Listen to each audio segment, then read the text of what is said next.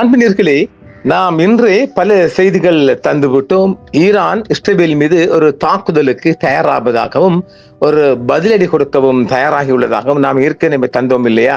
அந்த செய்தியின் பிரகாரம் ஈரான் புதிய ஏவுகணை தாக்குதலை தொடுத்ததால் இஸ்ரேல் ஆக்கிரமிப்பு பகுதிகளில் எச்சரிக்கை ஒலிகள் ஒலித்த வண்ணம் இருக்கின்றது. இந்த இரவு செய்தி நேரங்களில் நாம் இந்த ரெக்கார்டிங் செய்யப்படுகின்ற போது இஸ்ரேலுக்குள் ஏராளமான ஏவுகணை தாக்குதல்கள் ஈரான் தொடுத்திருக்கின்றது.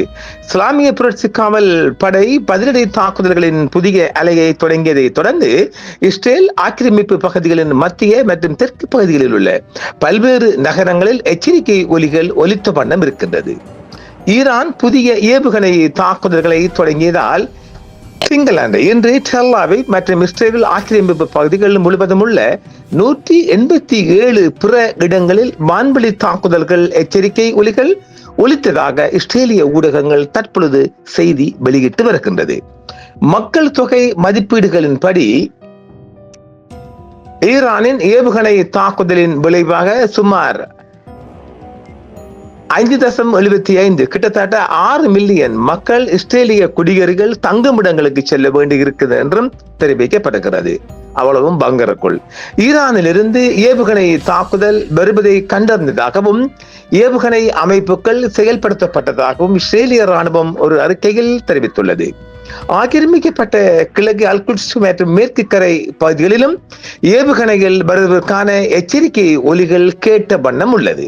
லெபனான் மீதான தாக்குதல்கள் தொடர்ந்ததால் மேலும் கடுமையான தாக்குதல்கள் நடத்தப்படும் என ஈரான் தொடர்ச்சியாக எச்சரித்து வந்த வேளையில் ஆக்கிரமிக்கப்பட்ட பகுதிகள் மீது ஈரான் ஏவுகணை தாக்குதல்களை இன்று மாலை முதல் தொடுத்துள்ளது. போர் நிறுத்தத்தை மீறி லெபனான் மீது இஸ்ரேல் தொடர்ந்து நடத்தி வரும் தாக்குதலுக்கு பதிலடியாக ஈரானிய ஆயுதப்படைகள் நேற்று இஸ்ரேல் ஆக்கிரமித்துள்ள பல பகுதிகள் மீது ஏவுகணை தாக்குதல்களை தொடுத்தது. அதற்கு பதிலடியாக கிட்டத்தட்ட 17 இலக்குகளை ஈரானுக்குள் இலக்கு வைத்து இஸ்ரேல் தாக்குதல் தொடுத்தது இல்லையா? அதற்கு பதிலடியாகவே இந்த தாக்குதல்கள் தொடுக்கப்பட்டு வருகின்றது. ஈரானுடனான இந்த தாக்குதல் பரிமாற்றம் வரும் நாட்களில் தொடர வாய்ப்புள்ளது என இஸ்ரேலிய ராணுவம் மதிப்பிட்டுள்ளதாக இஸ்ரேலிய ஊடகங்கள் இன்று திங்கட்கிழமை செய்தி வெளியிட்டுள்ளது.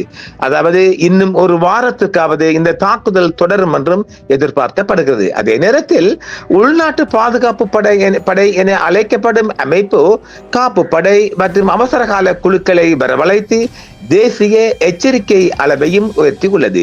தெஹ்ரானுடனான இந்த பதிலடி தாக்குதல்கள் இன்னும் சில நாட்களுக்கு தொடரக்கூடும் என இஸ்ரேலிய ராணுவத்தின் காலை நேர மதிப்பீடு சுட்டிக்காட்டுவதாக சேனல் 11 தொலைக்காட்சி செய்தி வெளியிட்டுள்ளது. காலை நேரங்களில் காப்பு படைகளை பெருமளவில் திரட்டும் பணி தொடங்கியுள்ளதாகவும் ஏவுகணை தாக்குதல் நடத்த வாய்ப்புள்ள இடங்களுக்கு விரைவாக அனுப்புவதற்காக மீட்பு மற்றும் அவசர கால குழுக்கள் தயார் நிலையில் வைக்கப்பட்டுள்ளதாகவும் இஸ்ரேலிய ராணுவ வானொலி தெரிவித்துள்ளது.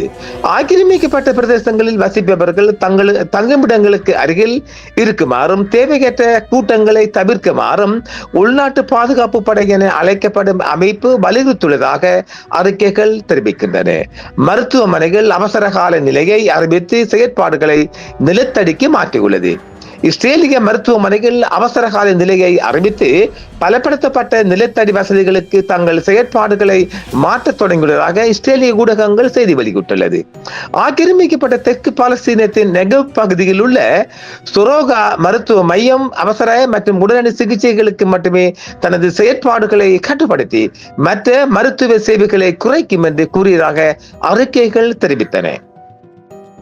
வடக்கு ஆக்கிரமிக்கப்பட்ட பிரதேசங்களில் உள்ள சஃபேத் மற்றும் நஹாரியாவில் உள்ள மருத்துவமனைகள் அவசர கால நிலையை அறிவித்தன. நெருக்கடியான சூழ்நிலைகளுக்கு தயாராவதற்காக பல்வேறு மருத்துவ துறைகள் நிலத்தடி மற்றும் பலப்படுத்தப்பட்ட வசதிகளுக்கு மாற்றப்பட்டுள்ளது. டெல் அபீவில் உள்ள இச்சிலோஃப் மருத்துவமனையும் அவசர சிகிச்சைகளுக்கான சேர்க்கையை தொடரும். அதே வேளையில் ஏவுகணை தாக்குதலை தாங்கக்கூடிய நிலத்தடி அறைகள் மற்றும் இடங்களுக்கு தனது துறைகளை மாற்றும் என்று அறிவித்துள்ளது. இஸ்ரேலிய அதிகாரிகள் நிலத்தடி வாகன நிறுத்துமிடங்களை உயிருக்கு ஆபத்தான நிலைகளுக்கான மருத்துவமனை வசதிகளாக மாற்றியுள்ளனர். ஏவுகணைகளில் ஈரான் ஒரு வல்லரசு என்று சொல்லப்படுகிறது.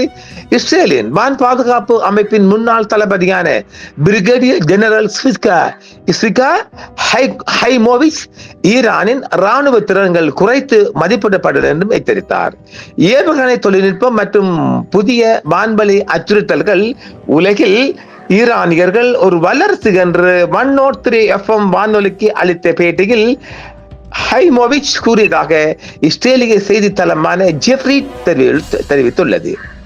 ஈரான் வரைபடத்திலிருந்து மறைந்து விடவில்லை. அவர்களின் அச்சுறுத்தல் விருப்பங்களும் தொடர்ந்து நடைமுறையில் உள்ளன. சமீபத்திய மாதங்களில் நாங்கள் அவர்களின் திறன்களை கணிசமாக தாக்கிக் கொள்ளும், ஆனால் அது ஒருபோதும் பூஜ்ஜியத்துக்கு குறைவதில்லை என்றும் அவர் தெரிவித்துள்ளார்.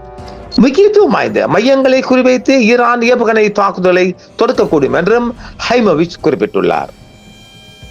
திங்கட்கிழமை காலை வெளியிட்ட ஓர் அறிக்கையில் இஸ்ரேலிய பாதுகாப்பு படையின் IRGC அதாவது மக்கள் தொடர்பு துறை அறிவிக்கையில் இன்று காலை ஓர் அறிக்கையில் இஸ்ரேலிய பாதுகாப்பு படையின் மக்கள் தொடர்பு துறை இஸ்ரேலிய ஆட்சியின் டெல் நோவ் மற்றும் நெவாடிம் விமான தளங்களுக்கு எதிரான வெற்றி நடவடிக்கை தொடங்கப்பட்டதை அறிவித்துள்ளது.